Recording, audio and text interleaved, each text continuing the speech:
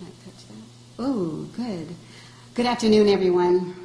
Thank you so much for attending our first ever Remembrance Luncheon, where we honor and remember Americans who've been killed by illegal aliens, individuals who should not have been in the country in the first place. On June 16th, 2015, most Americans probably don't remember that date, but here, our families do. We remember that date because that is the day that Donald Trump announced his run for President of the United States.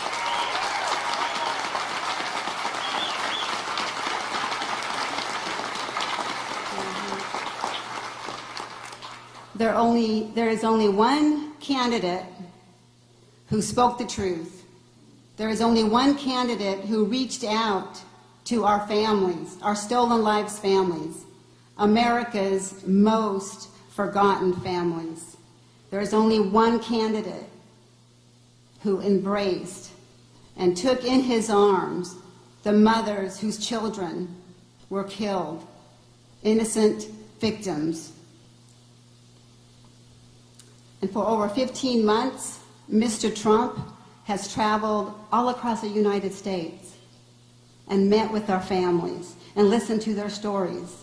He is also the only candidate who will support the national program that our families have put forth.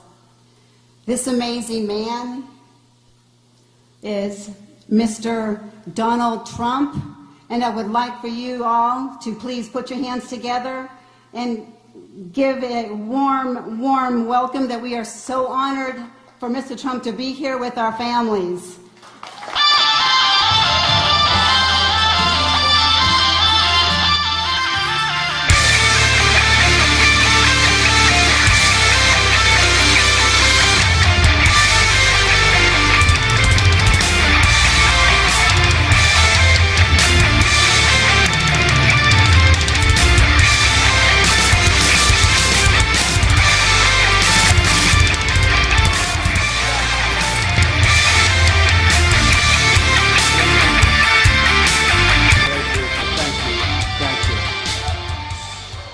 Thank you, Maria, for the introduction. It's beautiful. And for the work that you and your organization do to honor these stolen American lives, and that's what they are, stolen American lives, and to advocate for justice on behalf of all American victims. We thank you, and thank you, folks. What you have to go through is unbelievable. I'm honored to be here today and to shine a national spotlight on a group of victims who have been forced, and I mean truly forced, into the shadows. Your stories are not featured in the news. You have no demonstrators taking to the streets on your behalf. You have no special interest taking up your cause. And the politicians ignore your cries for help. But I never will. I will never.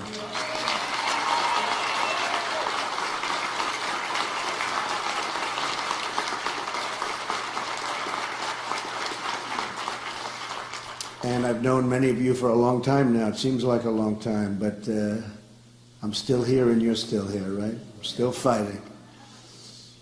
I've met many incredible people during the course of this campaign, but nothing has moved me more deeply than the time I've spent with the families of the Remembrance Project. The folks in Remembrance, by the way, are doing such an incredible job.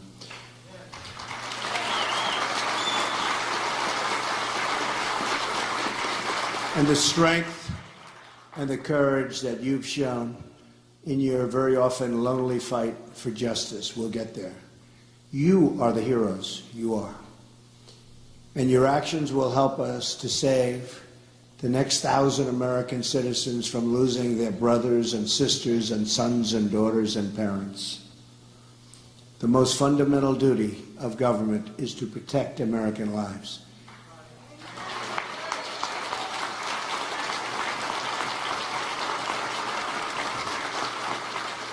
Anyone who fails to understand this is not fit to hold public office.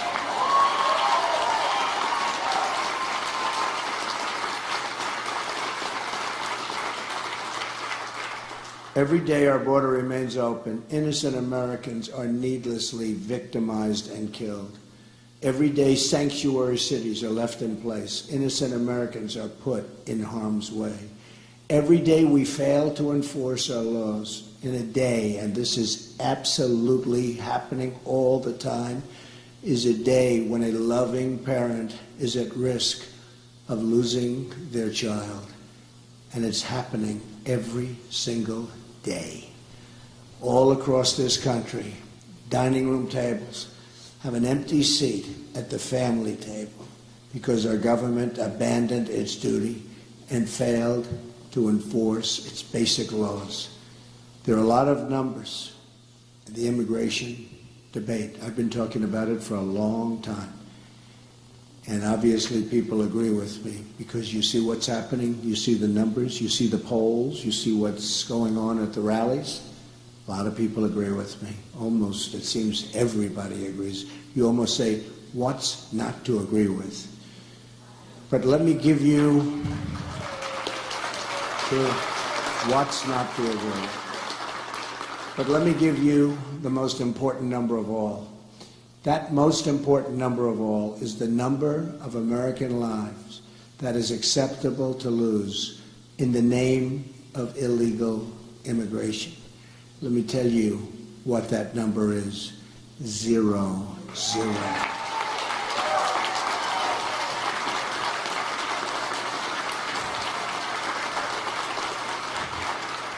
Our nation should not accept one lost American life because our country failed to enforce its laws.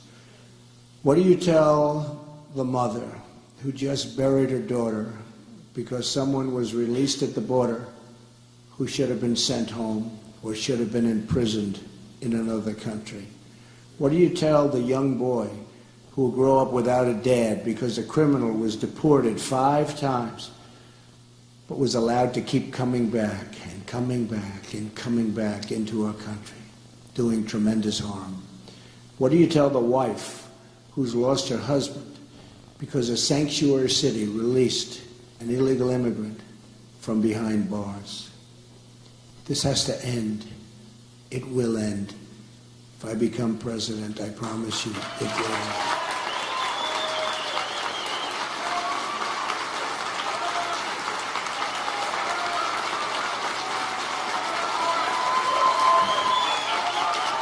Thank you.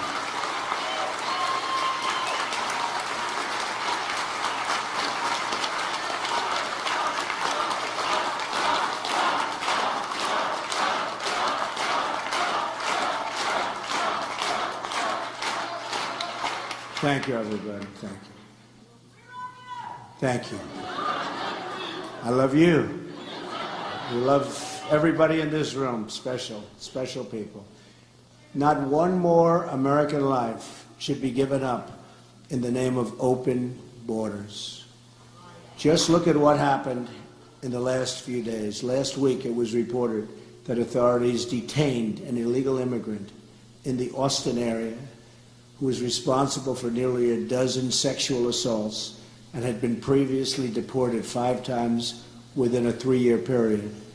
Earlier this week in Kansas, a sheriff's department master deputy was killed, apparently by an illegal immigrant. The driver was previously arrested for DUI in California in 2001 and for traffic violations in Kansas. Deputy Collins was killed only hours after his daughter's 4th birthday. A few days ago, 2 correctional officers in California were critically wounded after being shot by an illegal immigrant who overstayed his visa. This individual had been convicted of child rape and was slated to be deported, but his home country refused to take him back. He was simply too bad, too tough, too evil. They said, "We refuse to take him back." One of the victims has 6 children, is an Air Force veteran and a high school football coach. The other victim is a mother and a grandmother. When Hillary Clinton was Secretary of State, the matter of this country, and think of this, matter of this country refusing to take back their deported citizen came before Hillary Clinton's desk, oftentimes, many times. But she failed to take forceful action and ignored the federal law requiring her to suspend visas to countries that don't take back their citizens. She didn't want to get involved. Politicians. According to a report from the Boston Globe, from the year 2008 through 2014, nearly 13,000 criminal aliens were released back into U.S. communities because their home countries would not take them back. They were too tough, they were too angry, they were too evil. They don't want them back. And we don't force them back. We want to be nice people, we want to be nice and politically correct, and they're all roaming the streets. Most of these 13,000 releases occurred on Hillary Clinton's watch. She had the power and the duty to stop it cold, and she didn't. Now my opponent will never meet with you. No interest. You know that because you've been trying for a long time. Years. They've been trying for years. She will never hear your stories. She will never share your pain. She will only meet with the donors and the special interests and the the open border advocates. Her plan calls for total amnesty in the first 100 days, which means Obamacare, Social Security, and Medicare for illegal immigrants. Her plan calls for catch and release on the border, sanctuary cities, ignoring visa overstays, closing detention centers, and a virtual end to immigration enforcement in the United States of America. Hillary Clinton has even announced that she plans to go around Congress and implement amnesty by executive order, violating our Constitution and putting the entire nation in grave peril. Hillary Clinton is the person, and I mean the first person, to ever run for the presidency of a country effectively proposing to abolish the borders around the country that she's supposed to be representing. But the media doesn't want you to know that. So they'll never ask her any questions about her plan. Won't be talked about at the debate, which is going to be a very interesting period of time.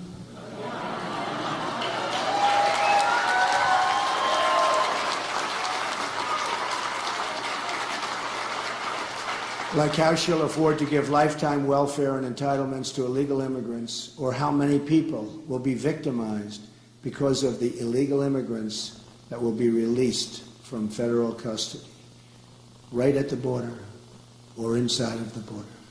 She's not asked to explain what she'll say to the American workers who lose their jobs when she prints out millions of work permits for those here totally against the law, many of whom have very, very substantial problems. Your cause and your stories are ignored by our political establishment because they are determined to keep our border open at any cost. To them, your presence is just too inconvenient. That's all it is. It's an inconvenience. But help is coming, I'll tell you that. Help is coming.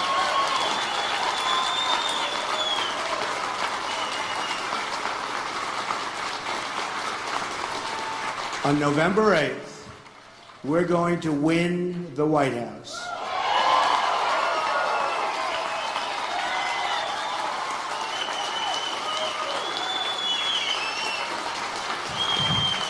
And we are going to deliver justice for every American family and every single American victim. You know what that means. You know what that means. Together, we will save American lives and prevent the next 1,000 American parents from suffering the same fate as the people in this room today. Their loved ones will not have died in vain, believe me. They will not have died in vain. Since 2013 alone, think of this. Since 2013, the Obama administration has allowed 300,000 criminal aliens to return back into the United States and its communities. These are individuals encountered or identified by ICE, but who were not detained or processed for deportation.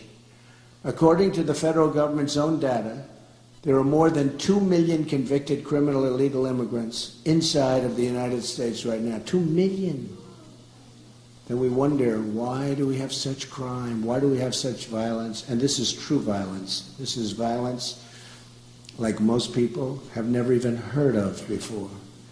However, this figure does not include the many individuals who have committed crimes but escaped justice, fled the jurisdiction, or were otherwise never caught. And many of the folks are in that position where you even sometimes know who they are, and yet they're never caught. We're going to catch them. We're going to catch them.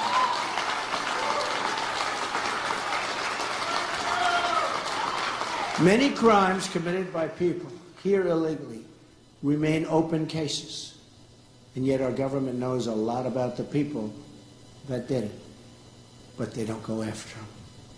They've killed people. They don't go after them. At the same time, hundreds of individuals who have been given visas and refugee, and think of this, they've been given visas, their refugee admissions into the country subsequently were charged with terrorism, and nobody does anything about it. Nobody does anything about it. It's the most unbelievable thing that I've seen. That's why it's like become a personal passion for me when I see these people. And there's so many people. Remembrance Project, there are so many people. This is a small group. A lot of people, it's a small group compared to what we're talking about. The devastation is unbelievable. So we're admitting people here with no idea of who they are, and we don't know very much about them. We don't know what they believe. We don't know if they have love in their heart for our country or if they have hatred in their heart for our country.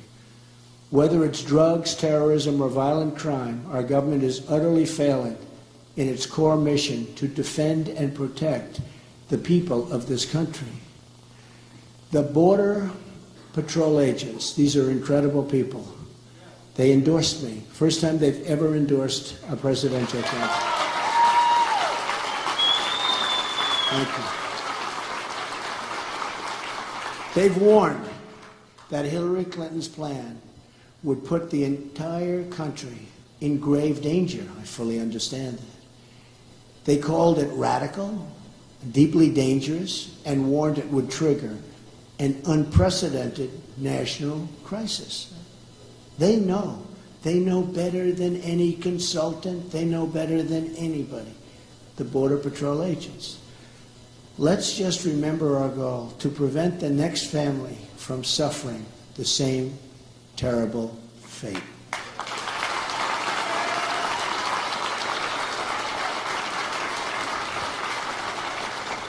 That is what is at stake in this election. So I am now going to invite some of the bravest people I know, and I mean that 100%, to come up here and speak. Let's start maybe from this side. We've picked 5 families, and if you could say a few words. So how about we start over here? Come on. Perfect. Thank you. Thank you, everybody. Thank you so much. Thank you so much for being here. My name is Laura Wilkerson. Our son Joshua was killed in 2010. He was brutally beaten, tortured, strangled to death, and then his body was set on fire.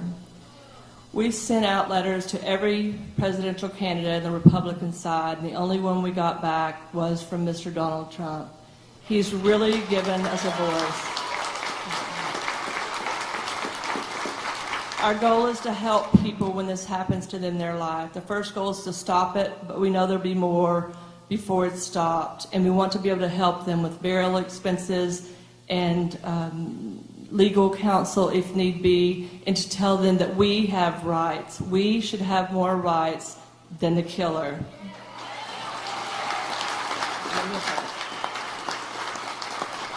I also just want to say that if we are all deplorables, we are doing something right.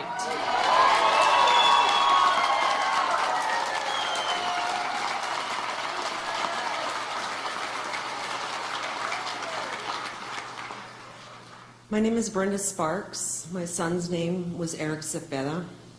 He was raised by a legal immigrant only to be mowed down on the road by an illegal alien. That illegal alien did not 1 second in jail. He's out there on the road. And Mr. Trump is the only one that has listened to us. He's the only one that's spoken directly to me. And I thank him for that. So I will be voting for Trump because he wants to protect you.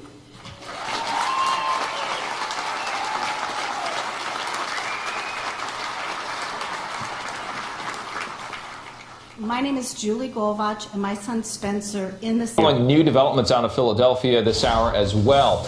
There's an ambush.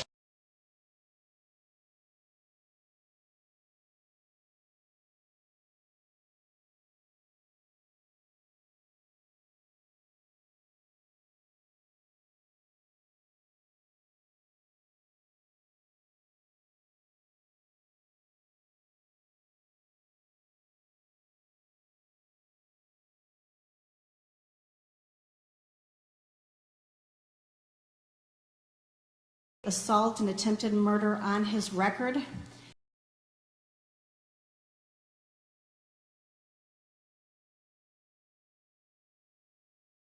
We came with a job contract. Thank you. My father had a job contract. We had to sign a legal document stating that we would not apply for public assistance. And the ironic thing about it is an illegal alien murdered my son, my only son, who had been previously deported. My biggest fear is that anyone would have to go through the life sentence that I live with and other families live with because of what this guy did to our family. I would never have the chance of having my son tell me happy birthday. Next month is my birthday, and all I want for my birthday is a new president, Donald Trump.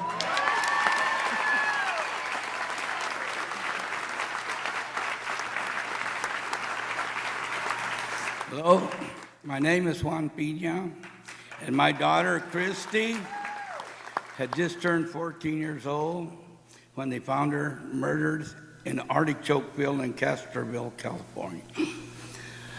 She had been strangled, she had been stabbed, she had been raped, sodomized, and they threw her nude body in the field in February in the rainy season. During this time, this person, in '87, he had kidnapped 2 other 14-year-old girls, and he had been caught, and he was still out in the streets. When he killed my daughter, he left back to Mexico. He came back and tried to kidnap a little 12-year-old girl at 7 o'clock in the morning on her way to school. He got away again. Now, they finally got him after 25 years in Mexico. And man, it is hard to get somebody extradited from Mexico. They asked me what I thought about the relations with Mexico and the United States, and I told them, it's great if you're dealing with tomatoes and bell peppers, but other than that, it's nothing. But I thank everybody for being here, and I got you here. And I come from a sanctuary city. Thank you.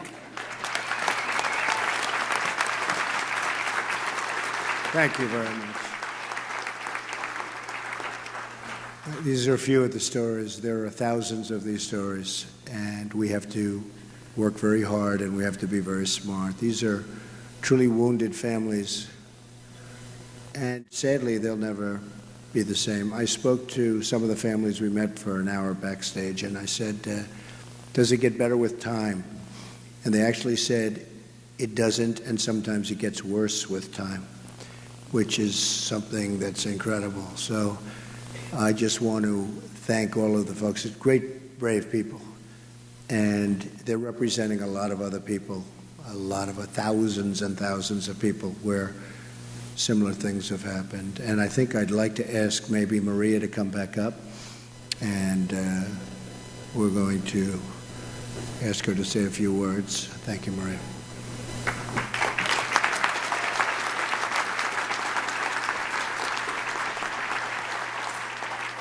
Again, thank you all for being here, and please stay involved and with all the families here. We're going to make a presentation. Tim, will you make that?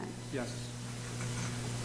Mr. Trump, in honor of the work that you have done for these families and families across the country, and the work that you're going to do as President of the United States of America, I present this plaque representing the loved ones of the families who've been killed by illegal aliens who are here with us today. And with that, we say, from the Remembrance Project and the families who have lost their loved ones, and those who have not yet, but unfortunately will, lose their loved ones to illegal aliens, we present this memorial to you. Thank you very much. Thank you very much.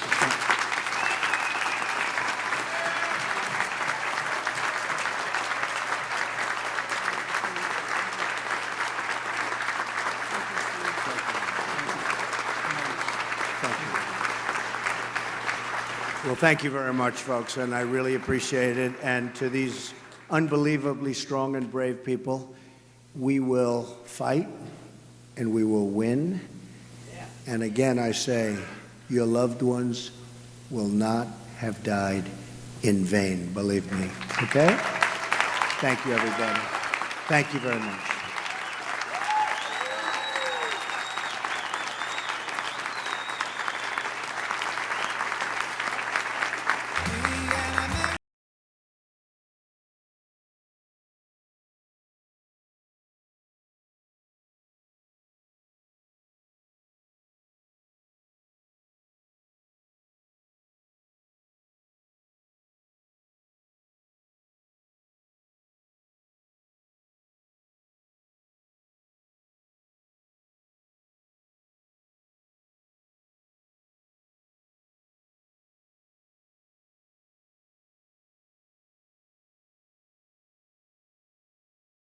How about that, ladies and gentlemen? Our next President of the United States. Well, what a great event. What a great event. And I now want to bring Maria back up to say a few closing remarks. Thank you. How amazing. Thank you all so much for coming out today. This is our first event, and like I said, we really need your support. The families need your support. So we have a website, theremembranceproject.org. So God bless you. Please be in touch. Anything, honey? And let's make America great again.